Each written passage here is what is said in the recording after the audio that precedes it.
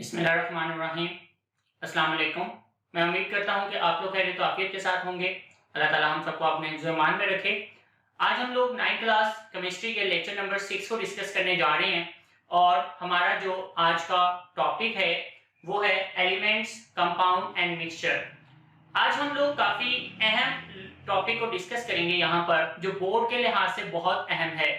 ये बोर्ड के लिहाज से क्यों अहम है, ये हम लोग इस वीडियो के लास्ट में डिस्कस करेंगे। तो आपने इस वीडियो को एंड तक लाजमी देखिएगा ताकि आपको इस टॉपिक की इंपॉर्टेंस जो है वो अच्छे से समझ आ जाए। ठीक है, तो आइए पहले हम अपने टॉपिक को समझते हैं। और हमारा जो आज का टॉपिक है वो बेसिकली कंपाउंड और मिक्सचर का एक डिफरेंस है। ठीक है, ये आपको बुक के पेज नंबर 9 पे मिल जाएगा। अब ये आपको डिफरेंस के साथ आ सकता है या अलग अलग भी टॉपिक आ सकते हैं। तो आपने इसको कैसे करना है, डिफरेंस में आता है तो आपने इसको कैसे करना है ये हम लोग लास्ट में देखेंगे। तो पहले हम इसको समझते हैं कि ये जो टॉपिक है इसमें डिफरेंस में वो कहना क्या जा रहा है। तो आइए पहले हम कंपाउंड और मिक्सचर के डिफरेंस को समझें। तो हमारे पास जो कंपाउंड एंड मिक्सचर है, इसका पहला जो डिफरेंस है वो क्या है, वो है कि जो कंपाउंड होगा दरअसल ये एटम्स के केमिकली कंबाइन होने से बनता है, जबकि जो मिक्सचर है ये डिफरेंट सब्सटेंसेस के सिंपल मिक्स करने से बन जाएगा। ठीक है, आपकी बुक की वर्डिंग जो है वो क्या कहती है, compound it is formed by a simple combination of atoms of the elements. Means कि जो एलिमेंट्स हैं उनके केमिकली कंबाइन होने से बनेगा। जैसे हाइड्रोजन एलिमेंट है, ऑक्सीजन एलिमेंट है। जब हाइड्रोजन और ऑक्सीजन केमिकली कंबाइन होंगे तो ही वाटर प्रोड्यूस होगा। अब वाटर क्या है, कंपाउंड। ठीक है, तो कंपाउंड कैसे प्रोड्यूस हो रहा है, जब 2 या 2 से ज्यादा एलिमेंट्स, ठीक है, व्हेन 2 और more than 2 elements chemically combine together, जब वो केमिकली कंबाइन होंगे। जबकि दूसरी तरफ मिक्सचर की wording, mixture is formed by simple mixing up of the substances. Means कि इसको केमिकली कंबाइन करने की जरूरत नहीं है, सिंपली आपने इसको क्या कर देना है, मिक्स कर देना है। सिंपली इसको मिक्स कर देंगे, मिक्सचर तैयार हो जाएगा। ठीक है, तो ये आपके पास इसका पहला पॉइंट था। अब हम लोग बात करते हैं सेकंड पॉइंट की। सेकंड पॉइंट वो क्या है, कंपाउंड, इसके अंदर वो कहता है कि जो कॉन्स्टिट्यूएंट्स हैं कंपाउंड के, कॉन्स्टिट्यूएंट्स मतलब जो उसके कंपोनेंट्स है जिससे वो बनता है, वो अपनी प्रॉपर्टीज को लूज कर देंगे। ठीक है, they will lose their properties. और कंपाउंड एक नई प्रॉपर्टीज को लेके आता है। मतलब एग्जांपल के साथ इसको मैं समझा रहा हूं। जैसे सोडियम है, अब सोडियम एक मेटल है, उसकी एक अपनी प्रॉपर्टीज है। जैसे वो एक प्रेस्टीजियस मेटल है, इसके अलावा it is a good conductor of heat and electricity. इसी तरह जो क्लोरीन है उसकी एक अपनी प्रॉपर्टी है, ठीक है, कि वो गैसियस फॉर्म में एग्जिस्ट करती है, ज्यादातर उसका कलर ग्रीन होता है, नॉन मेटल है, पॉइजनस गैस है, ये उसकी प्रॉपर्टीज हैं। लेकिन जब सोडियम और क्लोरीन केमिकली कंबाइन हो गए और कंबाइन होने के बाद जब NaCl प्रोड्यूस करेंगे तो NaCl की प्रॉपर्टीज सोडियम और क्लोरीन दोनों से ही डिफरेंट है। इसका क्या मतलब हुआ कि सोडियम और क्लोरीन दोनों ने ही अपनी प्रॉपर्टीज को लूज कर दिया। ओके, तो जहां पर कंपाउंड बनता है उसके कॉन्स्टिट्यूएंट्स अपनी प्रॉपर्टीज को लूज कर देते हैं।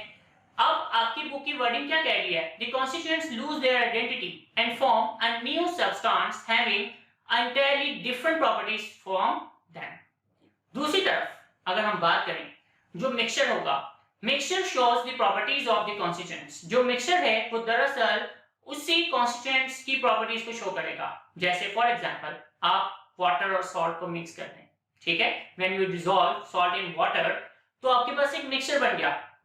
अब उस मिक्सचर में सॉल्ट अपनी प्रॉपर्टीज को मेंटेन रखता है, जैसे अपने टेस्ट को मेंटेन रखेगा, ठीक है, वाटर भी अपनी प्रॉपर्टीज को मेंटेन रखेगा, जैसे अपना मेल्टिंग बॉइलिंग पॉइंट। इसके अलावा उसने अपनी लिक्विड स्टेट को यहाँ पर मेंटेन रखा हुआ है।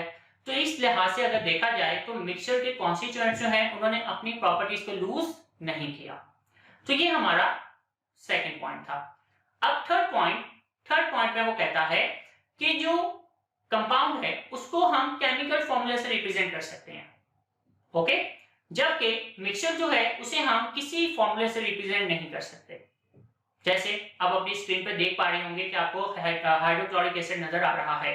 अब उस हाइड्रोक्लोरिक एसिड का जो फॉर्मूला है वो HCl है और इसके साथ मीथेन गैस CH4 उसका एक केमिकल फॉर्मूला है। ठीक है, तो आप इनको केमिकल फॉर्मूले से रिप्रेजेंट कर सकते हैं कंपाउंड को, लेकिन मिक्सचर जो है उसको फॉर्मूले से रिप्रेजेंट नहीं किया जाता। जैसे आप स्क्रीन पे देख सकते हैं कि we have mixing of different liquids, कि हमने डिफरेंट लिक्विड्स को आपस में मिक्स कर दिया है। अब आप इसको किस फॉर्मूले से रिप्रेजेंट करेंगे? नथिंग, आप इसको किसी फॉर्मूले से रिप्रेजेंट नहीं कर सकते। तो बुक की वर्डिंग क्या कह रही है? Every compound is represented by a chemical formula. ठीक है, हम उसे फॉर्मूला से रिप्रेजेंट कर सकते हैं। मिक्सचर क्या कह रहे हैं? इट कंसिस्ट ऑफ 2 और more components and does not have any chemical formula. तो जी बेटा ये इसका थर्ड पॉइंट था।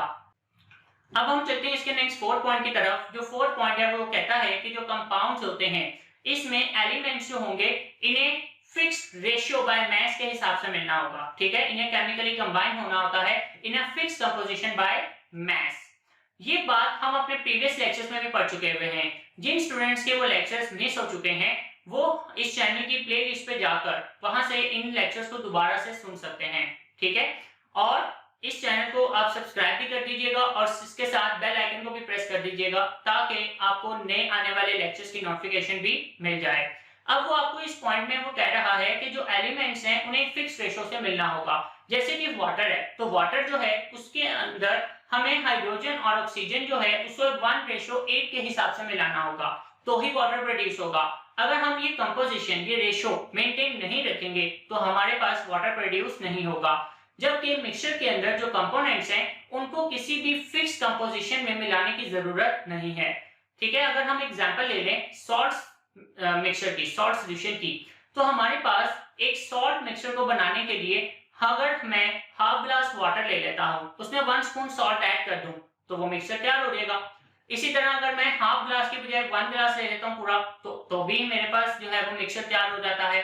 अगर मैं उसमें हाफ स्पून सॉल्ट डालता हूं तो भी सॉल्यूशन या मिक्सचर तैयार हो जाएगा। तो इसका मतलब ये हुआ कि जो कंपोनेंट्स हैं हमें उन्हें फिक्स्ड कंपोजिशन से मिलाने की जरूरत नहीं है। इसी तरह अब हमारे पास जो फिफ्थ पॉइंट है, इसका फिफ्थ पॉइंट में वो कहता है कि जो कंपोनेंट्स हैं हम उन्हें फिजिकल मीन से सेपरेट नहीं कर सकते। ठीक है, तो कंपाउंड के कंपोनेंट्स हैं they can not be separated by physical means. दूसरी तरफ वो कहता है mixture components can be separated by physical methods.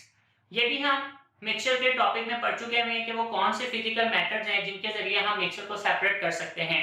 अब इसके लिहाज से एक छोटी सी एग्जांपल है जो आप अपनी स्क्रीन पर भी देख पा रहे होंगे कि मेरे पास वाटर और सैंड का एक मिक्सचर है। ठीक है, वाटर एक कंपाउंड है, सैंड एक कंपाउंड है, लेकिन जब दोनों को मिक्स कर दिया तो मेरे पास एक मिक्सचर तैयार हो गया। अब उस मिक्सचर को मैं सेपरेट करना चाह रहा हूं with the help of filtration की मदद से। तो मैं कोई भी ऐसी चीज ले लूं जिसमें से सैंड अगर क्रॉस ना हो, ना गुजर पाए, तो वाटर उसमें से गुजर जाएगा। ठीक है, वाटर के गुजरने पर तो उसमें से वाटर जो है वो गुजर जाएगा। जो वाटर है वो एक कंपाउंड है और सैंड जो है वो नहीं गुजर पाएगी क्योंकि वो स्पोर्स जो है वो छोटे हैं, डेफिनेटली वो वहां से फिल्टर नहीं हो पाई। तो मैंने क्या किया कि जो मिक्सचर था उसको उसके कंपोनेंट्स में यानी सैंड और वाटर में, तो मैंने क्या किया कि मैंने सैंड और वाटर जो है इन दोनों को अलग अलग कंपोनेंट्स में सेपरेट कर लिया, लेकिन वाटर जो है उसको मैं हाइड्रोजन और ऑक्सीजन में सेपरेट नहीं कर पाऊंगा फिजिकली मींस के जरिए। तो ये इसका फिफ्थ पॉइंट था। अब हम लोग चलते हैं इसके नेक्स्ट पॉइंट की तरफ और हमारा जो अब नेक्स्ट पॉइंट है, सिक्स्थ पॉइंट, वो कहता है जो कंपाउंड है वो हमेशा एक होमोजीनियस होगा। ठीक है, जबकि जो मिक्सचर है वो होमोजीनियस भी हो सकता है और हेटेरोजीनियस भी हो सकता है। जैसे आप स्क्रीन पे देख पा रहे होंगे कि आपको कॉपर सल्फेट नजर आ रहा है। कॉपर सल्फेट ये एक होमोजीनियस कंपाउंड है। ठीक है, थ्रू आउट इसकी जो कंपोजिशन है वो एक जैसी है, जबकि मिक्सचर में दोनों तरह से आपको मिलेंगे, होमोजीनियस भी और हेटेरोजीनियस भी।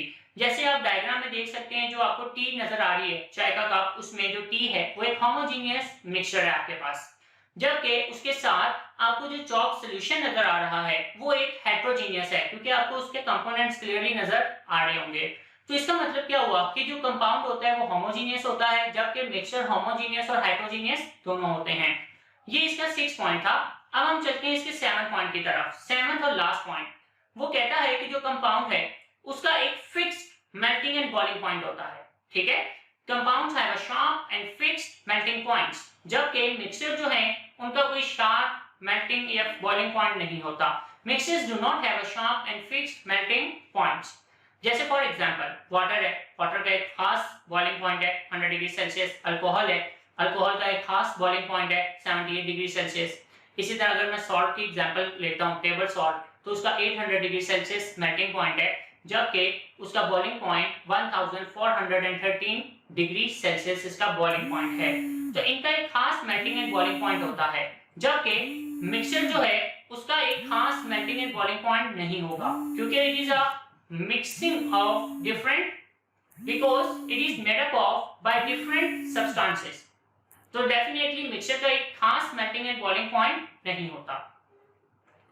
अब अगर हम बात करें, हमारे पास आगे कुछ बेसिक डेफिनेशंस आ रही हैं, तो इसमें हम सबसे पहले एटॉमिक नंबर को डिस्कस करेंगे। एटॉमिक नंबर की डेफिनेशन जो है वो आपको उसी पेज पर नीचे जो आपको टेबल नजर आ रहा है उसी के नीचे हेडिंग में मिल जाएगी एटॉमिक नंबर की डेफिनेशन।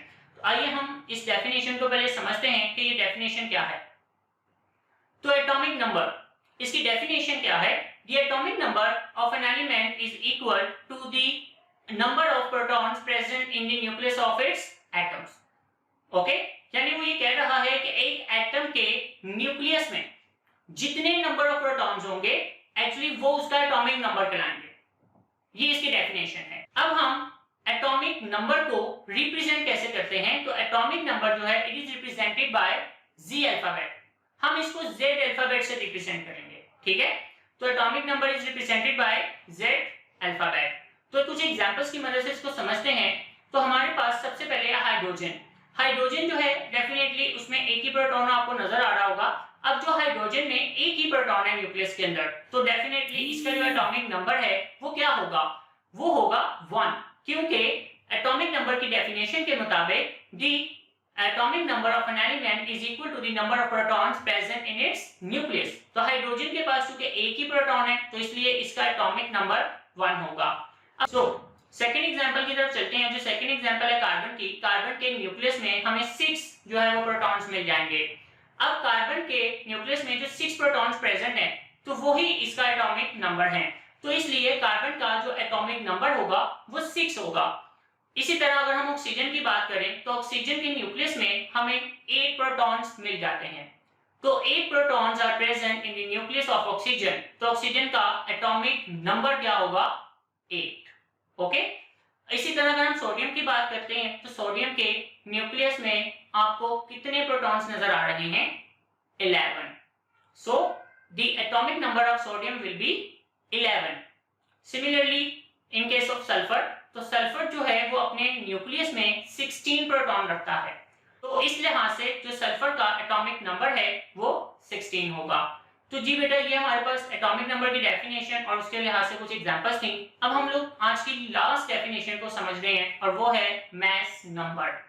मास नंबर ये आपको नेक्स्ट पेज के ऊपर सेकंड पैराग्राफ में डेफिनेशन मिल जाएगी, ठीक है? तो वहां से आप इस डेफिनेशन को याद कर सकते हैं।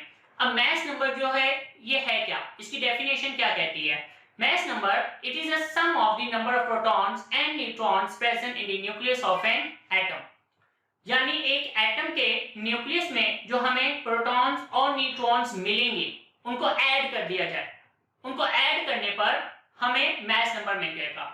अब प्रोटॉन्स और न्यूट्रॉन्स जो न्यूक्लियस में मौजूद हैं हम इन्हें न्यूक्लियॉन्स भी कहते हैं। तो आइए इसको हम कैसे रिप्रेजेंट करते हैं, पहले ये समझते हैं कि इसको हम रिप्रेजेंट कैसे करेंगे। तो it is represented by A alphabet. इसको हम ए अल्फाबेट से रिप्रेजेंट करते हैं।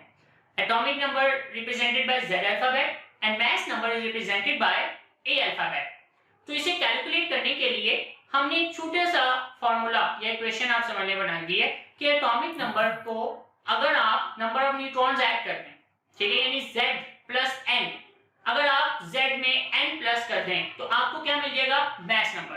तो a is represent mass number, तो a is equal to z plus n। n क्या है? Number of neutrons. तो इस तरह आप इसे कैलकुलेट कर सकते हैं। तो आइए इसकी एग्जांपल देखते हैं। लेट्स सपोज हमारे पास इसकी एग्जांपल है हाइड्रोजन।